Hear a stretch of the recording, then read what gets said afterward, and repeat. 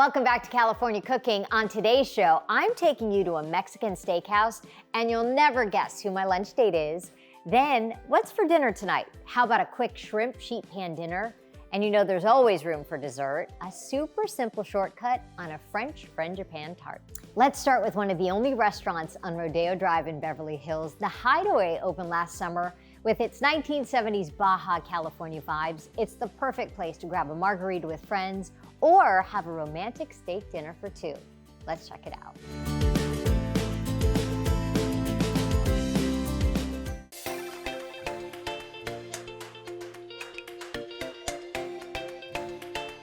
Hi Ryan, how are you? Hello, I'm doing well. Good. This place, I think, really reflects the name when you talk about the Hideaway.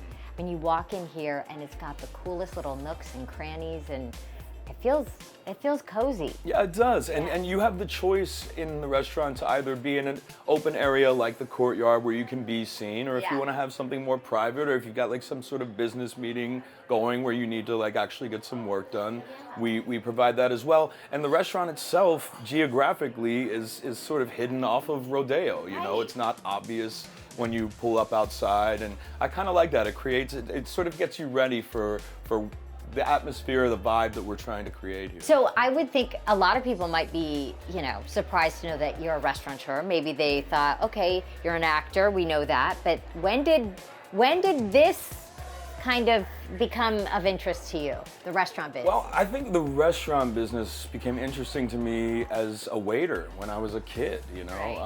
Right. Back in Delaware when I was 15, 16, 17, I worked at a small family restaurant there. But I was fascinated by the inner workings of it, and not too dissimilar to an entertainment project. And I would think too, people go, oh, well, when you hear an actor associated with a restaurant, they're just putting in the money, they're not involved. Right. And maybe that is the case with some actors, but you're hands-on. No, I am, and part of the reason for that is that Sylvan and JT, who are two of the primary architects of the place, have been friends of mine for over 15 years. And so I've been able to watch them start new enterprises and have their successes, learn from them in some ways, and also, you want to trust the people you're in business with, and we have an incredible team here.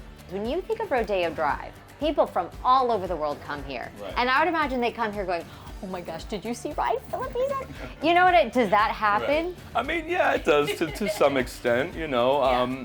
And I'm very much out there sort of promoting and helping get attention for the place. But I think to your point, when I was a kid and I would read about the Rat Pack going into, chases, or, there was always something romantic about that.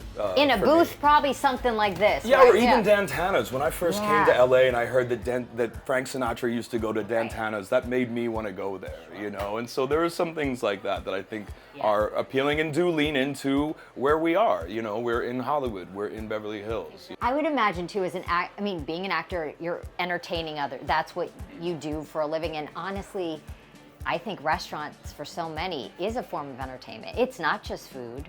It's like you said, it's lighting, it's ambiance, it's candles, it's a fireplace, it's a whole vibe. Yes, and ideally, for me, I want people to leave having had an experience, not just had good food, not just had a good night out, but to feel like they've gone someplace, So we are designed around the Baja region of Mexico, right? So this is one of the partners, Jeffrey Best, took vacations there growing up. And so the menu and the look of the restaurant is sort of harkened back to the 70s, 80s in Baja. And we want you to feel like the guys early on pitched to me the notion of a cinematic dining experience. I like that, where it's like transportive and you feel like you've gone someplace, and hopefully you take a little bit of that with you when you leave. So when we talk about the menu here, what sort of, you're talking Baja, 1970s, I would imagine there's like some fish tacos, things like that on the menu. What are some of the highlights? But we are in a somewhat new category, a Mexican steakhouse, right? Oh, I like that, yeah. So there's a tremendous emphasis on the steaks. I personally love the tableside tomahawk is one of my favorites. The Wagyu tartar tacos, which are also available for lunch, are amazing to me.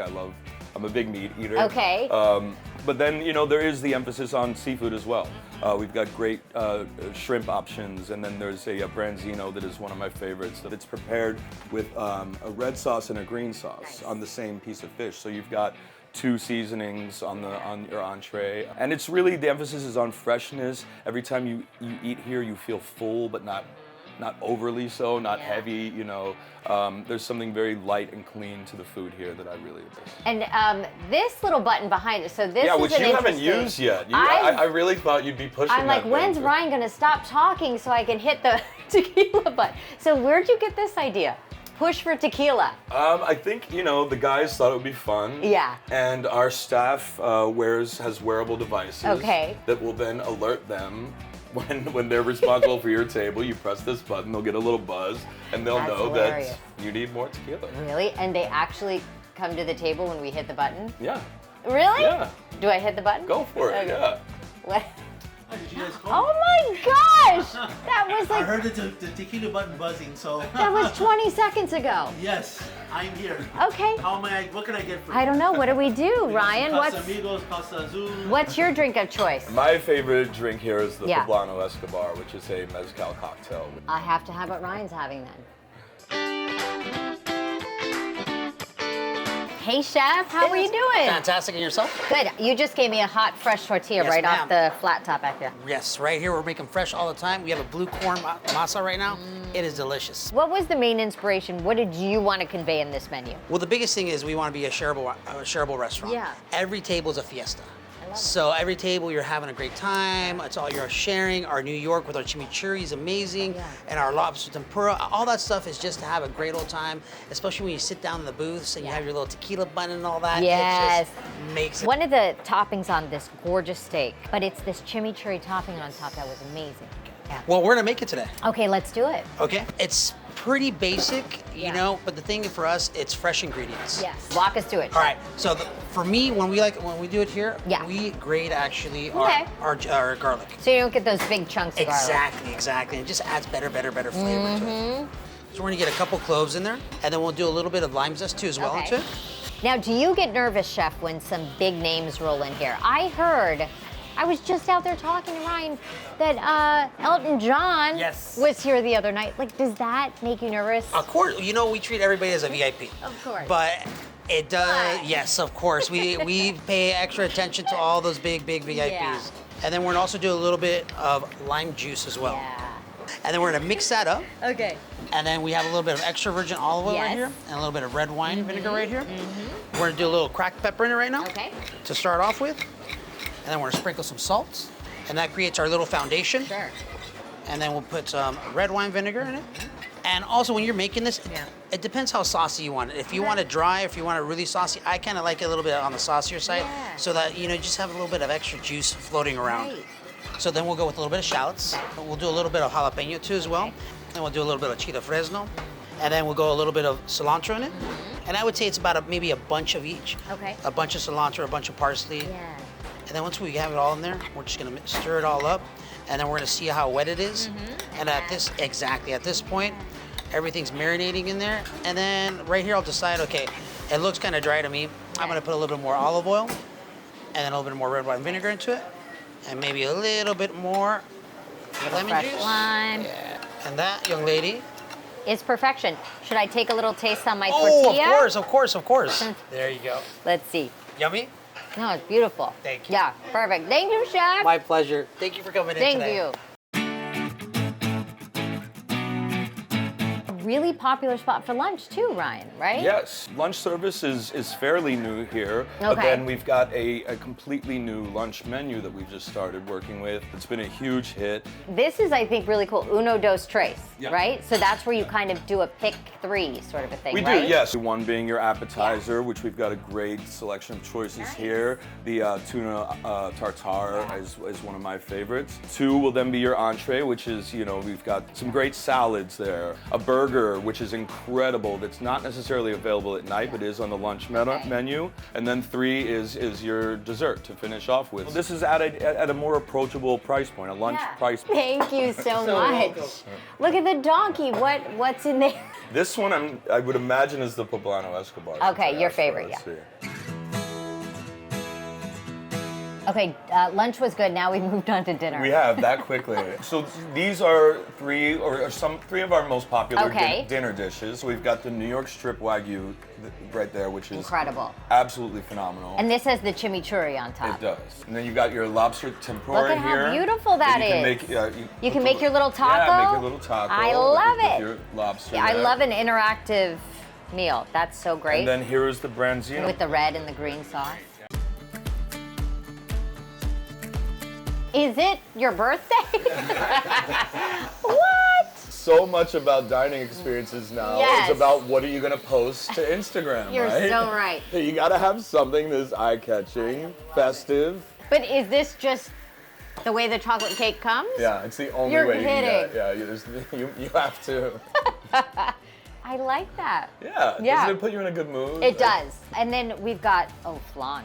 And it's going to be up to you to determine whether or not we've gotten it right. Oh, really? So yes, you I have to taste. have to make the determining creamy, Yeah. little bit of lime zest on top. Okay. Excellent. It really is so good. Congratulations. Thank you honestly. so much. Thanks for coming and spending Yeah. time with us and trying our food. And This was a lovely lunch. yes, cheers. Yeah. Mwah. Kisses.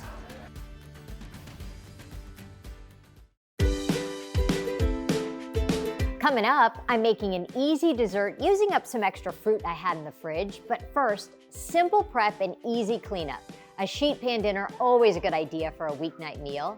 I'm making a shrimp sheet pan dinner with roasted fennel and tomatoes. That's coming up next.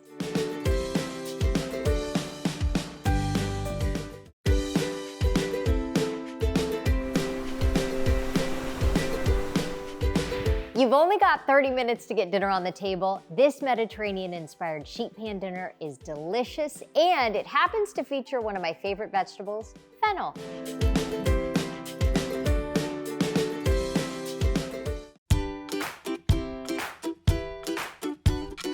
Time for a little sheet pan dinner. Those are the best ones because all it involves is a pan, you don't have a bunch of dirty dishes, and it is super quick to clean up because you don't want to be doing dishes all night during the week. So this one, the idea came from the fact that for some reason we had too many heads of fennel in the fridge, too many bulbs of fennel. So I thought, well, what can I make using fennel?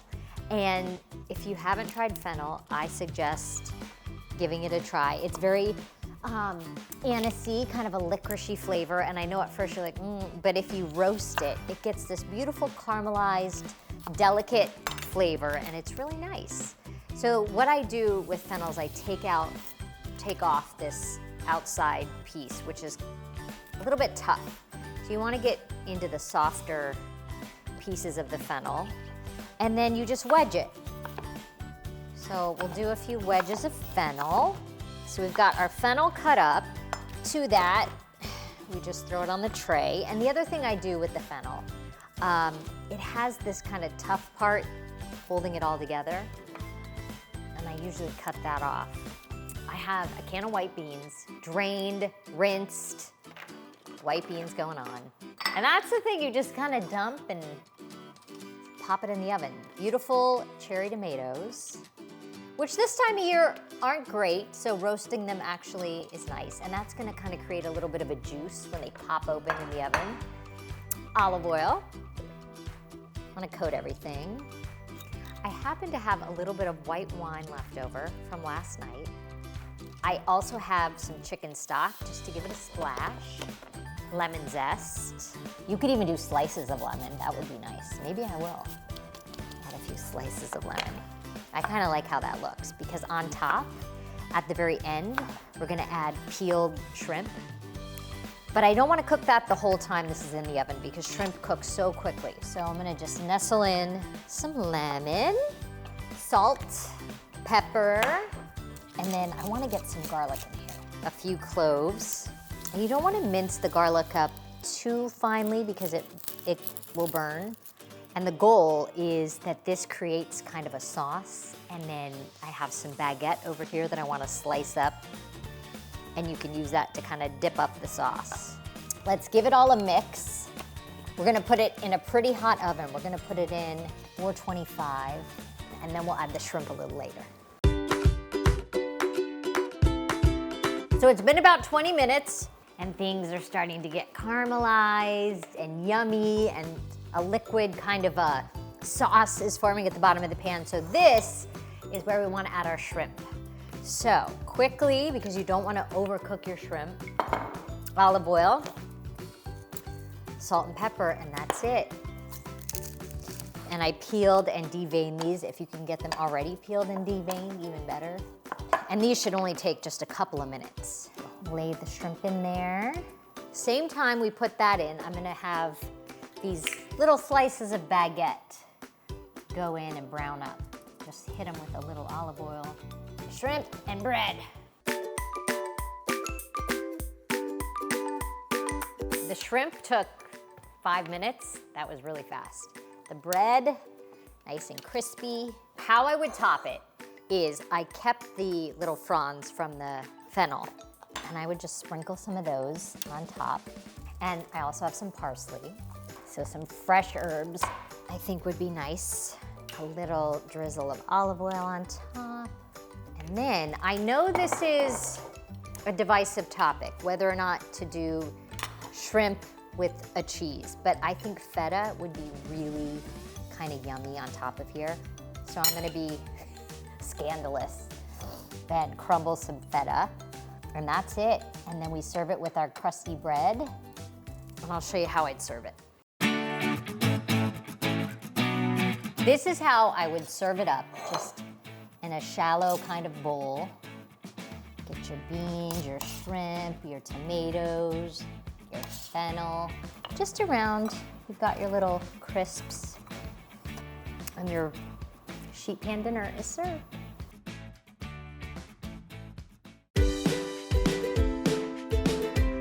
Coming up, time for dessert, and honestly, it couldn't be easier. It's my take on a fancy French Frangipane tart.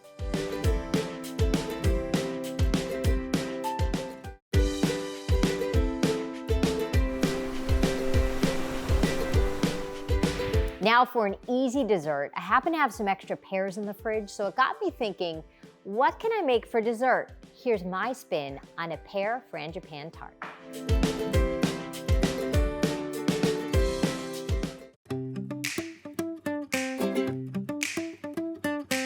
Hi, Theo. You want to help me make a pear tart? Do you like pear? You like pear? I know, almost. You're getting some teeth, so soon you can eat a tart. Let's see. Let's see those teeth. You want to go back to your play stuff? Say bye. Pear tart. Woo, woo. This recipe came to be because I had a lot of pears and I had a sweet tooth, and I thought, what can I make that has pears? And then I was thinking about almond extract and how pear and almond, like a frangipane tart.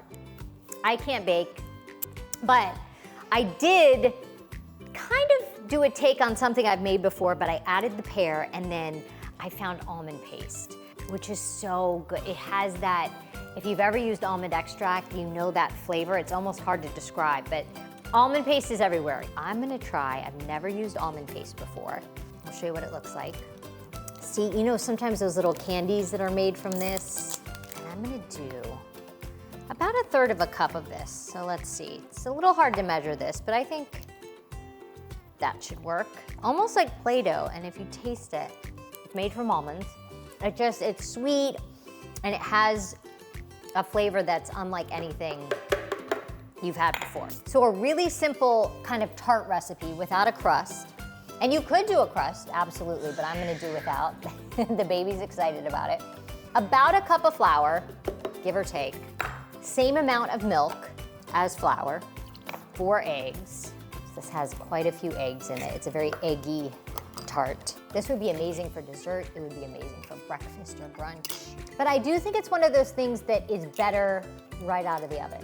Eat it while it's fresh out of the oven. And I should say, in the oven right now is a pie dish with 4 tablespoons of butter heating up in a 400-degree oven. There's your butter. And it actually is nice and brown. It has the brown bits, which I love. Tablespoon of sugar, not a lot of sugar in this. Splash of vanilla, 1/2 teaspoon of salt, 1/4 teaspoon of baking powder. Okay, ready? Let's do it.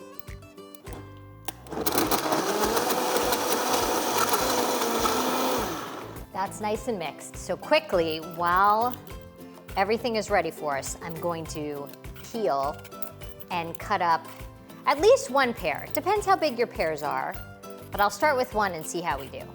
And it's okay if they're firm actually, because it's gonna cook in the oven, it'll soften the pear. Sometimes if the pear is too ripe, it could get a little mushy, so we maybe don't want that. On top of our beautiful pears, our filling.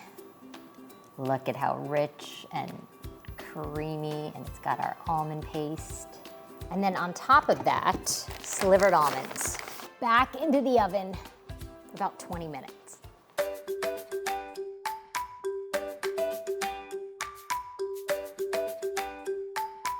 Every dessert needs a good sprinkle of powdered sugar, but this was so, right, Theo? This looks so good. Okay, I'm excited to try it actually. And it was in the oven for maybe 15 minutes. I did a toothpick, so it's cooked through.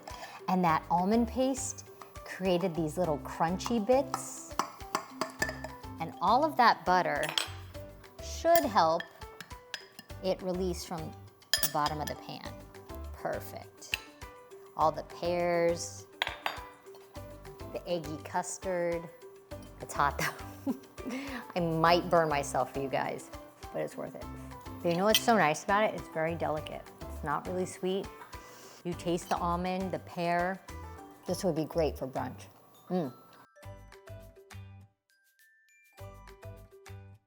For all the recipes I featured today, follow us on Instagram at KTLA California Cooking. That does it for us. Thanks for watching, and we'll see you guys next time. For all the recipes I featured today, follow us on Instagram at KTLA California Cooking.